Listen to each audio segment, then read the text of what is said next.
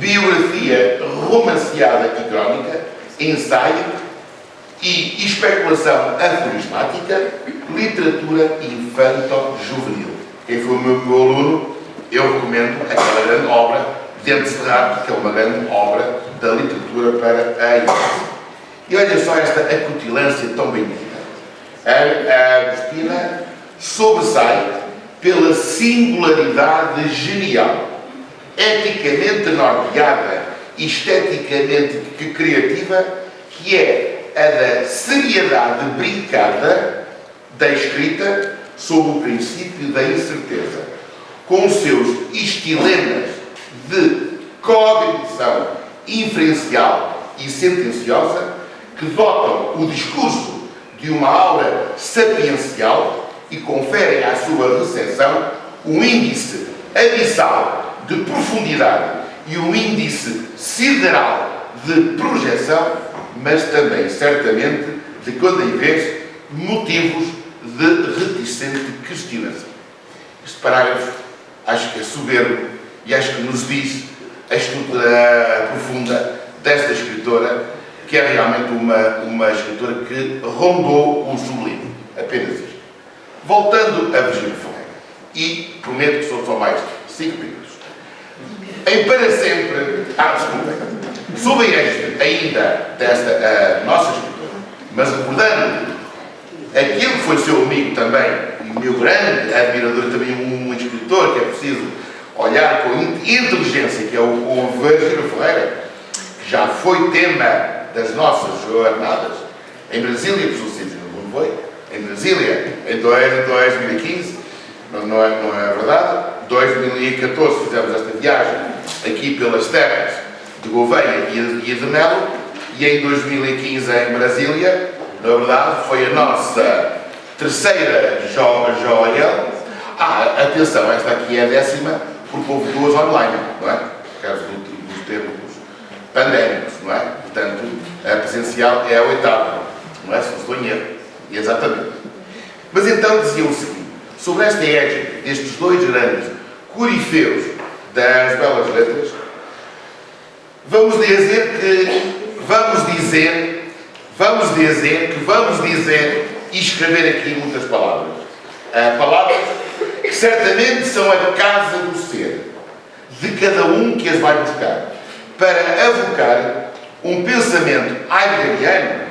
A palavra é a casa do ser, e que por isso são um viático para o milagre de ver, tão acirrado pelo autor de Aparição e pela autora de A Sibila, que é aquela obra que mais conhecem, porque foi uma obra que foi do cânone escolar do 12º ano, ainda do meu tempo.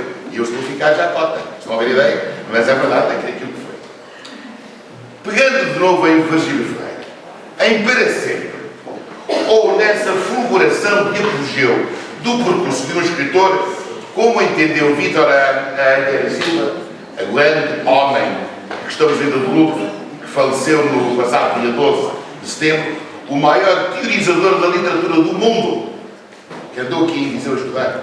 A melhor teoria da literatura que escreveu no mundo foi a de Vítor Aguirre Silva. Digo aqui hoje, dia 12 de outubro. Lê-se no final do capítulo 36 de Aparição. Eu só citei aqui Vítor Aguirre Silva, porque ele diz que o romance, Para Sempre, é a fulguração do apogeu no percurso de um escritor. Este romance, 1984. E lê-se no próprio romance, no seio do próprio romance. Assim, nós nos perguntamos, no ruído deste linguajar frenético, nesta infernal feira de palavras, assim nós interrogamos se é possível existir uma palavra fundamental a que, inarticulada, exprima o homem primeiro, o que subsiste por um montão de vocábulos e ideias e problemas, se acaso é concebível que ela exista antes disso. Disse, às vezes, que essa palavra a sabem os artistas, o poeta, o músico, o pintor. Está o espaço na literatura e nas outras artes. Ou seja, os que não dizem o que dizem, mas dizem quando apenas suceder o silêncio primordial, ou seja, aquilo que não se diz. Partindo desta asserção dimanada da lava virgiliana, parece-me ser ilícito afirmar que em todos os títulos apresentados nesta jornada diligenciaram os autores, ainda que de forma subreptícia, por procurar esse signo original, esse sentido primeiro, onde os lindes entre o dizível e o indizível por vezes se alugam. É que, efetivamente, em todos os trabalhos que eu vi pelos títulos, há uma perspectiva inerente comum. Refletir sobre o sistema modelizante primário que é a língua, bem como em todos os códigos que formam o sistema semiótico literário, com ênfase para o valor e a função da espacialidade. O estudo do espaço não tem merecido um caudal teórico e uma atitude hermenêutica tão fulgurante como, por exemplo, o tempo, para já não falar das outras categorias que o professor Sidney já falou, como seja a personagem, o narrador, a ação e etc. Visto que não teve um esteio teórico tão porfiado no século XX como foram as obras de Heidegger, que escreveu, por exemplo, O Ser e o Tempo, e Paul Ricoeur, que escreveu O Tempo da Narrativa. No entanto, e sobretudo a partir dos anos 60 do século anterior, do século XX, temos assistido à publicação de estudos sobre esta categoria, de que são exemplos os livros de Georges Matoré e Henri Lefebvre, L'espace humain et la production de l'espace. Está aqui a professora Véronique, por ela gostar, e tenho muita pena, pessoal, que hoje em dia os jovens não saibam francês para ler ensaio, porque o francês é uma língua fundamental da cultura. E vou-vos dizer o seguinte: eu não tinha estudado o que estudei se não soubesse francês.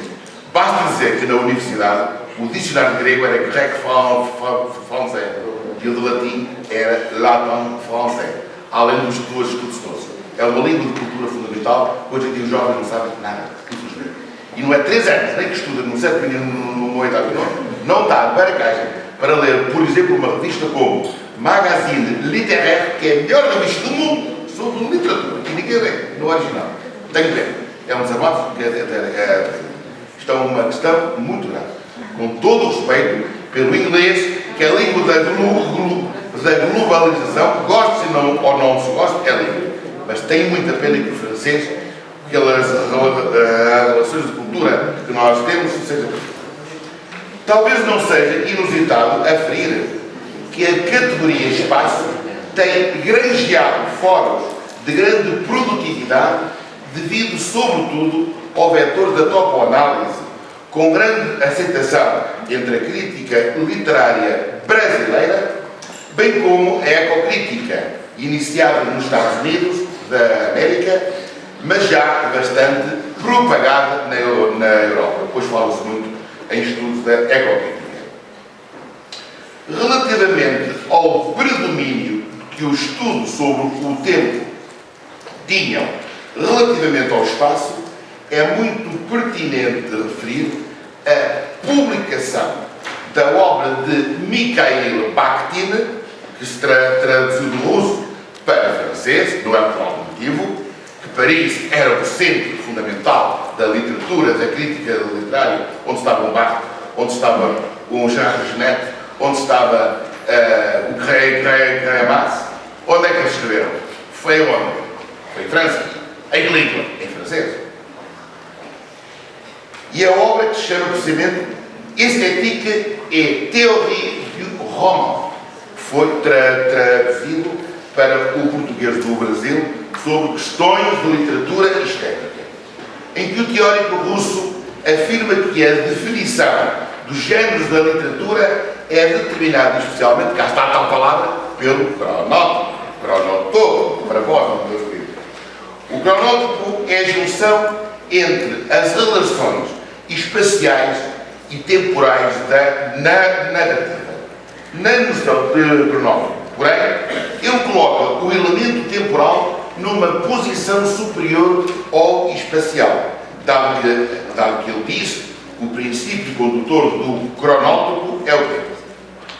Contra estas voces auctoritatis, vozes da autoridade, teve uma grande importância, e agora refiro-me sobretudo àquilo que nós temos que estudar no espaço em Agostina, a meu ver, a reabilitação do estudo do espaço como categoria pelo grande filósofo e pelo grande homem da teoria da literatura, que foi Michel Foucault, num ensaio muito pequenino de 10, 12 páginas, que eu cito sempre aos meus alunos quando se fazem os mestrados, que é precisamente espaço outro espaço, que é um estudo realmente fundamental, mas sobretudo aquilo que ele disse em Bruxelas em 1964, e uma coisa que é para aquilo que eu entendo que deve ser o estudo de Agostina, é ver o próprio espaço da palavra, o próprio espaço da mancha tipográfica no branco da página, que muitas vezes leva as pessoas a desistir de ler. E porquê? Porque é difícil, porque não penetram. Cada palavra é um mundo e cada palavra é uma iluminação. Esta escritora iluminou a palavra literária. E reparem como é que o Foucault disse nesta obra Linguagem e Literatura. O que se está descobrindo hoje, por muitos caminhos, além de quase todos empíricos, é a linguagem do espaço, ou linguagem como espaço. Tinha-se esquecido isso simplesmente porque a linguagem funciona no tempo, é a cadeia falada que funciona para dizer o tempo. Mas a função da linguagem não é o seu ser. Se a função do tempo,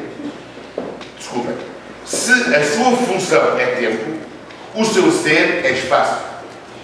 E a certa altura faz um convite ao auditório, naquele tempo muito a propósito, mas que para nós aqui e agora deve funcionar como um estímulo no início desta nossa 10ª joia. Diz ele, dá-me ideia e parece-me que a análise da linguagem, da obra como espaço, vale a pena ser tentada. É isso que eu proponho, que no dia 15 a literatura portuguesa está de parabéns com 2 centenários. Atenção, de 2 escritores que se apreciaram loucamente bem, que se apreciaram muitíssimo bem. Foi precisamente José Saramago, cujo centenário se comemora no dia 16 de novembro próximo, e Agostina Bessa Luís, no dia 15 de outubro próximo. Um nasce no dia 15 de outubro de 1922, outro nasce no dia 16 de novembro de 1922. E estavam precisamente na Feira do Livro em Bruxelas, Agostina e José Saramago, quando, efetivamente, José Saramago soube que tinha o prémio. E a Agostina, sabem o que fez? Foi beber champanhe e comer lagosta, a celebrar o amigo. Então, reparem, e atenção, a Agostina, do meu ponto de vista, era tão merecedora, como diz a querida Inês Pedrosa, também escritora, como José Saramago. Só que de vez em quando a pessoa não encaixa, porque a pessoa não sabe a genialidade que está aqui e que nos deve fazer os fautores das belas letras, porque as letras não são tretas, são coisa muito séria e são ciência. Então, vamos tentar, a propósito do centenário, pelo menos durante um ano seguidinho, estudar Agostina Bessa Luís. 2 horas por dia para quem tiver coragem. Durante um ano, vão ver o sortilégio da linguagem tem. Porque a análise da linguagem da obra como espaço vale a pena ser andada. Muito obrigado.